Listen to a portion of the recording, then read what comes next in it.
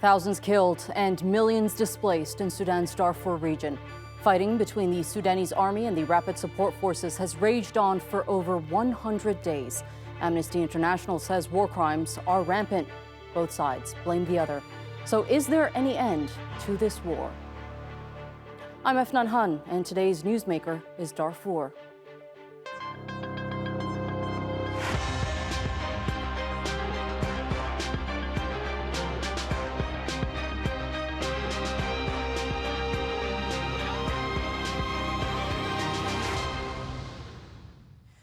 This year, Darfur has officially been in conflict for 20 years, but the recent escalation in the war has seen untold horror.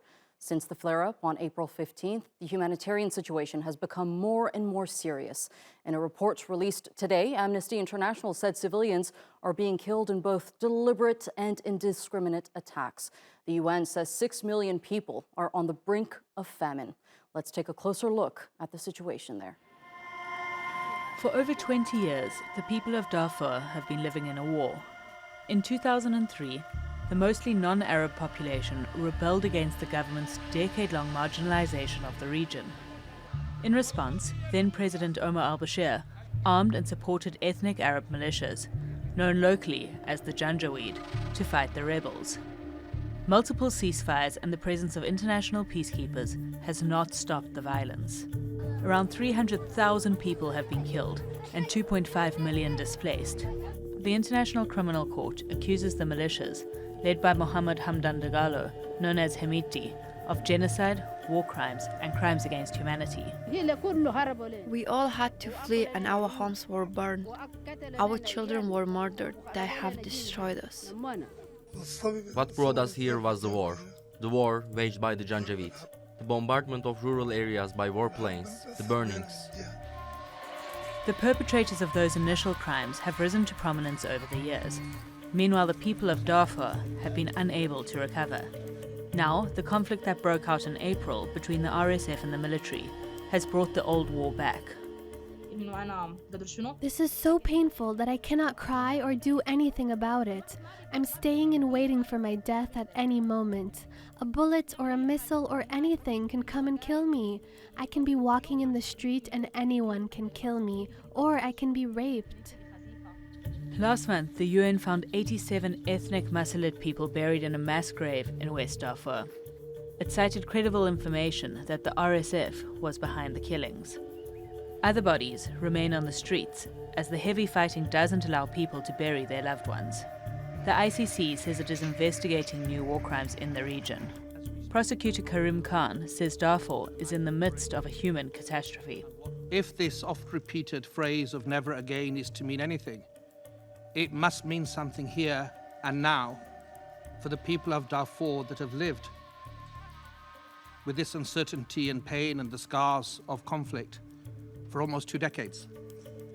An Amnesty International report released on Thursday has also documented widespread war crimes committed in Sudan. The report said that Arab militias had deliberately targeted and sexually assaulted ethnic Masalit people in Darfur, and it called on the UN Security Council to extend the existing arms embargo to Sudan. With the scars of the previous wars still fresh, the people of Darfur are now suffering anew. Joining me now from London is Dr. Kate Ferguson. She is a co-executive director of Protection Approaches. She's also the author of an article that focuses on the connection between the genocide taking place in Darfur and the RSF, who started their ethnic cleansing atrocities as the Janjaweed 2 decades ago. Thank you so much for being with us on the program today. Now, ethnic divisions, as we know, led to systematic killings a generation ago. Genocide, exploitation, sexual abuse, rape. It's all happening now again. Are things any different today than they were 15, 20 years ago? Well, thanks ever so much for having me on the program and focusing on this really urgent situation. Sudan and Darfur have sort of really gone through such upheaval over the last 15, 20 years, and the marginalization of non-Arab populations in Darfur especially has been a sort of consistent feature, if not always on the same scale of violence that we're seeing now and that we saw 15, 20 years ago. What we have now is a situation of armed conflict in Sudan between the Sudanese armed forces and the paramilitary RSF, under cover of that armed conflict, and specifically within the Darfur region, what we're seeing is a return of the RSF to that Darfur area and the implementation once again of widespread systematic targeting with the intent to destroy and displace those non-Arab populations. And that is a return to what we saw before, yeah.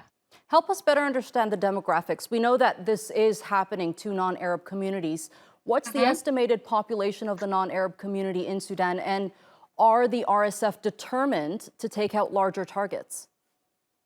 Well, there's been a sort of chronic challenge with reliable demographic data for Sudan in general, and especially in Darfur, for a really long time. I mean, the World Bank, I think, estimates that the population of Sudan is made up of about 500 different ethnic groups.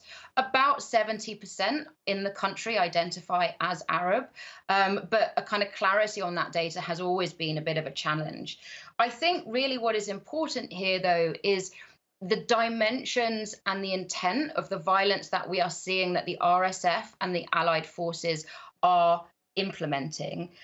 These tactics are really clear. It is a very distinct and deliberate strategy of identity-based violence against these groups. And while the tactics are perhaps slightly refined and slightly updated to 15, 20 years ago, the objectives are clear. And so it's those populations, those non-Arab tribes in Darfur that particularly needs to be protected. However, there has never been a context where widespread identity-based mass violence against some groups has also led to the greater safety of others. So what we can really be confident in is whether it is in Khartoum under the kind of real struggle of that armed conflict between those two warring parties, or whether it is in Darfur where we're really seeing the playing out of a different kind of violence, this identity-based strategic intent.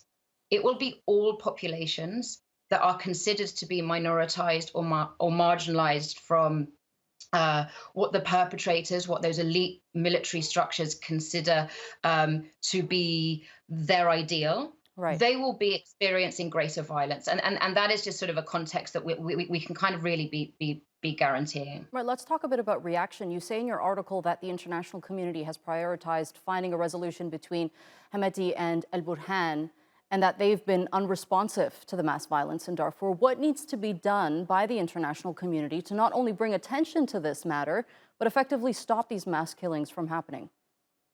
I mean, that question is exactly the one that we all really need to be asking, right? Because as I said at the beginning of our interview, there are two forms of violence that are taking place in Sudan right now, and they both require a distinct response. So that armed conflict between those two warring parties, of course, needs attention for resolution.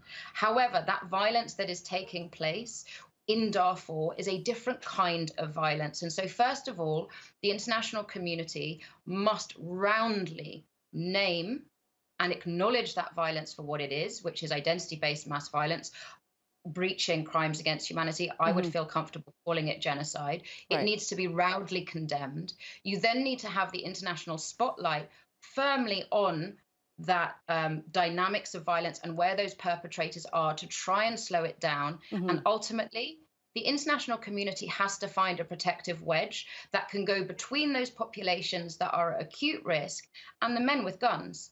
Right, and I finally want to get your thoughts on whether or not you think there's a double standard here. I mean, when mass graves were discovered in Ukraine, it was all the media and Western leaders were talking about.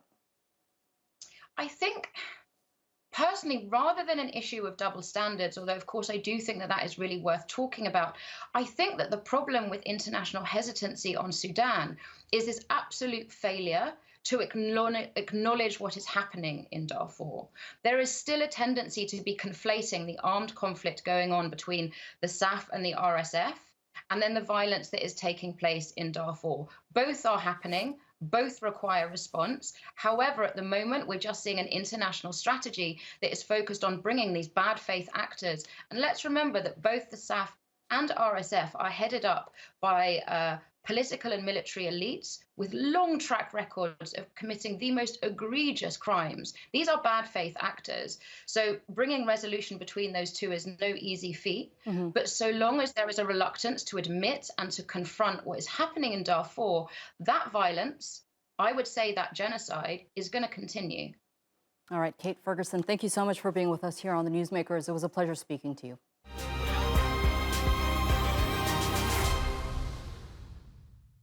Joining me now are from Cairo, Amgad Fareid, Eltayeb, the Executive Director of Fikra for Studies and Development, an independent, nonpartisan political think tank.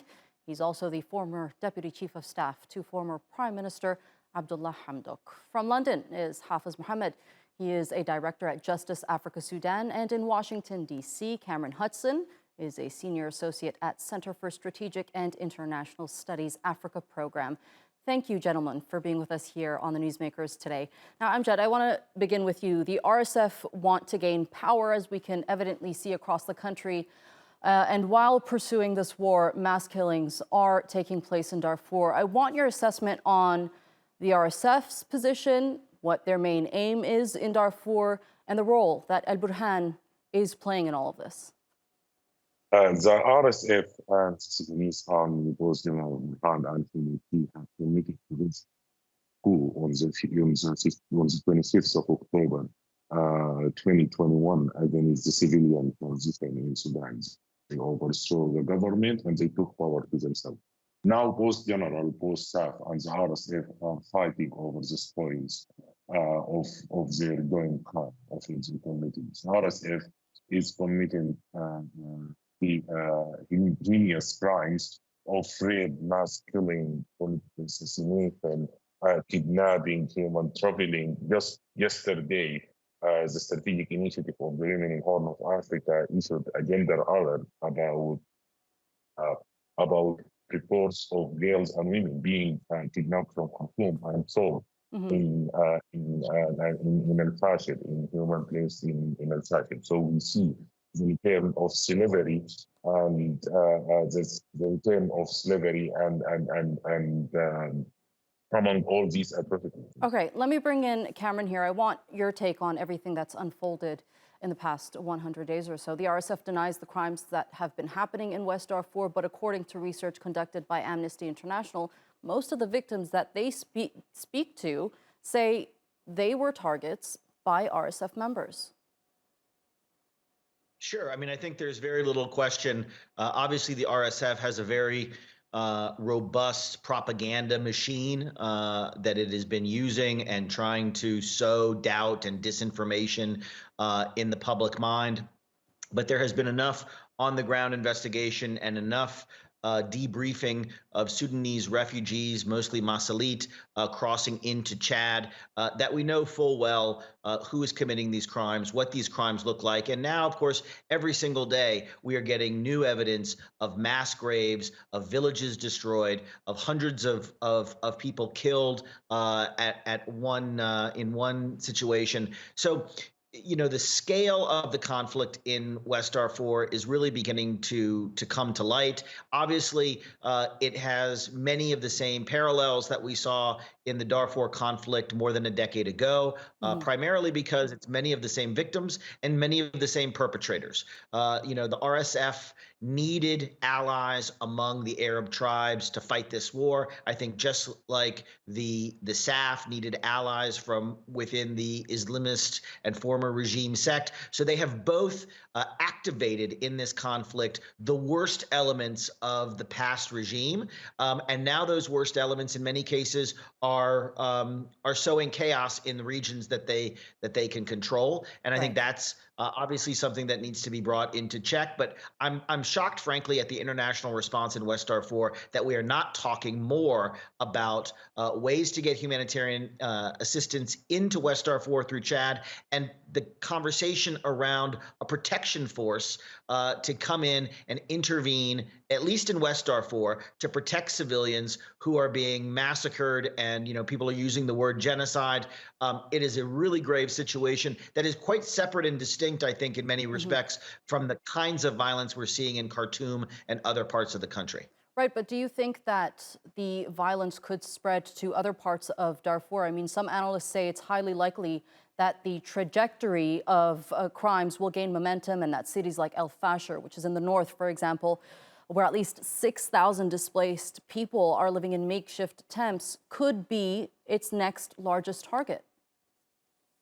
Well, we don't know. I mean, they've unleashed a campaign of terror, and we don't really know exactly where it will go. I think, to some degree, the Darfuri tribes, like the SLA of Mini Manawi and others, have remained, relatively neutral in some of this fighting, and so I think that they have, they're obviously there and could contribute to fighting, and so I don't know if that will happen. We don't have a sense of where they will go next, the RSF and these Arab tribes. It will depend on the patterns of conflict. I think people are waiting for the rainy season to come to Darfur in the hopes that could tamper down some of the violence. This was certainly the case, again, 10, 15 years ago. Patterns of violence exploded in the dry season, and then we're more limited in the rainy season because there was less mobility. So we will see if those patterns hold in this time around. All right, let me bring you in, Hafiz. The ICC, of course, plays an important role here. When or will the ICC take action, and how likely is it that the people in power will cooperate with the court? Yeah, I think, thank you for having me. I think the ICC have a mandate to investigate crimes in Darfur, according to the UN Resolution 1593. But I think the problem of the ICC is the government of Sudan is not actually cooperating with the ICC. And now, even look what's happening now. Someone like Ahmad Harun, who have been orchestrating crimes in Darfur since 2003. Now he is free and also inciting violence and actually encouraging violence and recruiting people to fight. I think what we need, the problem of Sudan is why we have this genocide and these war crimes and crime against humanity be repeated because of the culture of impunity. The culture of impunity. These people, they know they can commit crime and get away with it. That is why they continue committing. But this time is totally different because the proxy militias, which is the government used to hire to fight in Darfur and in the Nuba Mountain and in South Sudan, now they come to Khartoum. Now we realize that this proxy actors who actually been hired to kill in other parts of Sudan can come to Khartoum, and now it's totally different. But I think what we need is for the ICC is to extend. We need the international community to extend the mandate of the ICC not only to investigate crime in Darfur, but in other parts of Sudan, because the same people who actually commit crime in Darfur are now committing it in other parts of Sudan, not only other Darfuri region, but also if you look at the, North Kordofan, in other parts of Sudan, inside Khartoum. I think what we need is to end this culture of impunity. We need to hold this perpetrator of this crime to account. I think I don't think Sudanese judiciary system is capable of doing that. I think we need international special court to deal with these crimes. Right. Otherwise, this is not going to stop. Right, and as Cameron mentioned, the violence is just exacerbating the humanitarian situation on the ground. I mean, Amgad, let me bring you back in. Neighboring countries are playing a huge role in this civil war for the Sudanese. Chad, for example, was hosting 400,000 Sudanese before the recent influx of people, but the humanitarian situation there is already horrible, and now even worse, with that number displaced Sudanese multiplying.